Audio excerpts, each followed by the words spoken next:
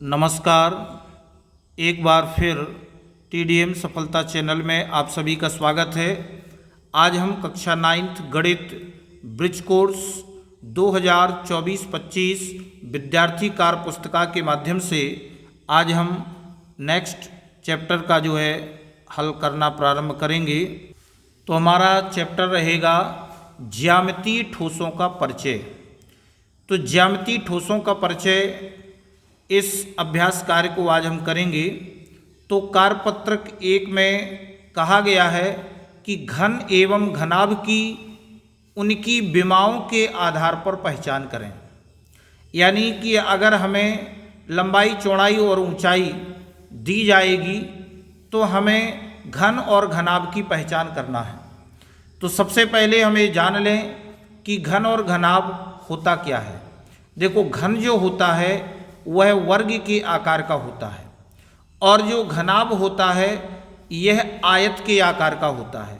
लेकिन हम ये भी जानते हैं कि जो घन होते हैं इसकी सभी भुजाएं समान माप की होती हैं, बराबर भुजाएं होती हैं। और घनाभ जो आयताकार होता है तो इसकी भुजाएं समान नहीं होती हैं। जैसे कि आप इसमें देख सकते हैं कि जो घन होता है, घन की सभी भुजाएं समान होती हैं और घनाभ जिसकी सभी भुजाएं बराबर ना हो वह घनाभ कहलाता है। तो यहाँ पर हमें एक तालिका के माध्यम से क्रमांक, वस्तु का नाम, लंबाई सेंटीमीटर, चौड़ाई सेंटीमीटर, ऊंचाई सेंटीमीटर और आकृति घन या घनाभ, जो भी आकृति होगी या तो वह घन की होगी या घनाभ की होगी। तो चलिए अब हम प्रारंभ करते हैं। सबसे पहले हमें दिया है चौक डब्बा। तो आप इसमें देखेंगे कि जो चौक डब्बा है इसकी लंबाई 5 सेंटीमीटर है, चौड़ाई 5 सेंटीमीटर है और ऊंचाई 5 सेंटीमीटर है। यानी कि इसकी तीनों भुजाएं समान लंबाई की हैं, समान माप की हैं। तो हम बता सकते हैं कि जो आकृति बनेगी, जो चौक का डिब्बा होगा वह एक घन के आकार का होगा, अर्थात वर्गाकार होगा। अब हम सेकंड आकृति को देखते हैं, मिठाई का डब्बा। तो मिठाई के डब्बे की लंबाई 7 सेंटीमीटर है, चौड़ाई 6 सेंटीमीटर है और ऊंचाई 4 सेंटीमीटर है। तो इसकी तीनों मापें अलग अलग हैं। तो हम कह देंगे कि जो मिठाई का डिब्बा होगा वह एक घनाभ के आकार का होगा। अब तीसरे में दिया है पासा। तो पासे की लंबाई है 2 सेंटीमीटर, चौड़ाई 2 सेंटीमीटर, ऊंचाई 2 सेंटीमीटर। इसकी तीनों मापें समान हैं। तो हम बता देंगे कि पासा की जो आकृति है वह एक घन की आकृति है। और चौथे में हमें दिया है माचिस की डिब्बी। तो माचिस की डिब्बी की जो लंबाई है वह 1 सेंटीमीटर है, चौड़ाई 2 सेंटीमीटर है, ऊंचाई 3 सेंटीमीटर है। इस माचिस की डिब्बी की तीनों मापें अलग अलग हैं। तो हम बता देंगे कि इसकी जो आकृति होगी वह एक घनाभ की आकृति होगी। इस प्रकार से हमने इसको समझा। अब आगे हम कार्यपत्रक 2 देखते हैं। तो कार्यपत्रक 2 में कहा गया है कि निम्नलिखित कथन सत्य हैं या असत्य बताएं। तो इसमें कहा गया है कि एक घनाभ की सभी भुजाओं की लंबाइयां आपस में समान होती हैं। एक घनाभ की सभी भुजाओं की लंबाइयां आपस में समान होती हैं। यहीं पर हमने देखा ये घनाभ है, यानी माचिस की डिब्बी घनाभ के आकार की है और इसकी तीनों मापें अलग अलग हैं। तो जिसकी मापें अलग अलग होती हैं वह घनाभ नहीं होता है। तो इसमें कहा गया है कि एक घनाभ की सभी भुजाओं की लंबाइयां आपस में समान होती हैं। तो ये असत्य हो गया। इसके आगे, एक घन या घनाभ में कुल फलकों की संख्या 8 होती है। ये भी गलत कह रहे हैं। चाहे वह घन हो या घनाभ, उसमें जो फलक होते हैं वह 6 होते हैं। तो इनका कहना भी असत्य है। इसके आगे, प्रत्येक फलक के 8 शीर्ष होते हैं। प्रत्येक फलक के प्रत्येक फलक के 8 शीर्ष नहीं होते हैं, जबकि इसमें कुल 8 शीर्ष होते हैं, प्रत्येक फलक के नहीं होते हैं। तो ये कथन कैसा हो गया? असत्य हो गया। अब किसी घन की विकर्ण की लंबाई उसकी प्रत्येक भुजा के बराबर होती है। किसी घन की विकर्ण की लंबाई उसकी प्रत्येक भुजा के बराबर होती है, यह कहना भी असत्य है। क्योंकि अगर आप देखें तो आप देखेंगे कि जो घन होता है वह वर्ग के आकार का होता है, तो इसकी प्रत्येक भुजाएं समान लंबाई की होती हैं। अगर हम इसके विकर्ण की बात करें तो विकर्ण जो होगा वह इसकी लंबाई इनके समान नहीं होगी। विकर्ण की जो लंबाई होगी वह भुजाओं के समान नहीं होगी। तो हम कह सकते हैं कि बराबर नहीं होगी, तो यह कथन कैसा हो जाएगा? असत्य हो जाएगा। और इसके बाद कहा गया है कि घनाभ के सभी फलक आयताकार होते हैं। घनाभ जो होता है वह आयताकार होता है, तो उसके सभी फलक भी आयताकार होते हैं। यह कथन सत्य है। अब कार्यपत्रक 3 में देखते हैं, निम्नलिखित वस्तुओं का आकार क्या है। हमें कुछ वस्तुएं दी जाएंगी और उनका हमें बताना है कि आकार क्या है।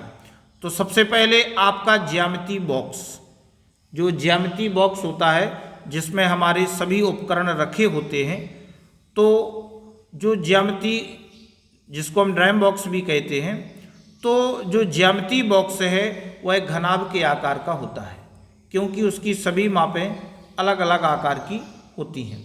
इसके बाद एक माचिस की डिब्बी, जो कि अभी हमने देखा है, तो माचिस की डिब्बी भी घनाभाकार होती है, घनाभ के आकार की होती है। सड़क बनाने वाला रोलर, जो जिस रोलर से सड़क बनाई जाती है वह किस आकार का होता है? वह बेलनाकार होता है, बेलन के आकार का होता है। और एक लड्डू जो होता है वह गोलाकार होता है, यानी लड्डू का आकार गोल होता है। और इसके बाद एक आइसक्रीम का कोन, आइसक्रीम का जो कोन होता है वह शंक्वाकार होता है, शंकु के आकार का या शंक्वाकार। तो आइसक्रीम का कोन शंक्वाकार होता है। अब हम आगे कार्यपत्रक 4 देखते हैं। निम्न का सुमेलन कीजिए, निम्न का सुमेलन कीजिए। क्रमांक, ज्यामिति ठोस और ठोस का आकार। तो यहाँ पर हमें क्रमांक दिए गए हैं और ये आपके 5 आकृतियाँ बनी हुई हैं और इसमें हमें ज्यामिति ठोस और ठोस का आकार। तो सबसे पहले शंकु, तो हम इसमें देखेंगे कि ठोस के आकार में शंकु की आकृति कौन है? ये आपके शंकु की आकार है, यानी 1 नंबर में ये आपका क्या कहलाएगा?